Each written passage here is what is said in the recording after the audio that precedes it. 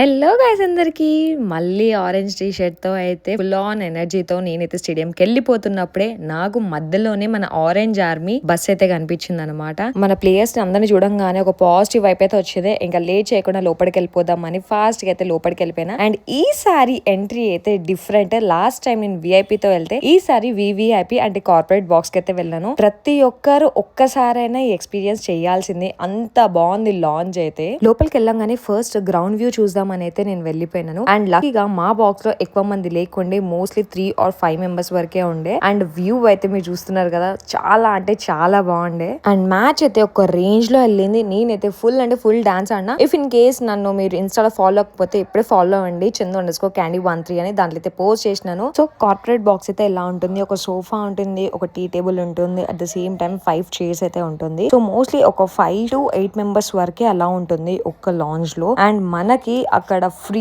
Drinks కూడా ఉంటుంది. అది నెక్స్ట్ వీడియోలో చెప్తాను, అసలు ఫుడ్ ఏం తిన్నాను, ఎలా ఉండే arrangements and everything. So stay tune.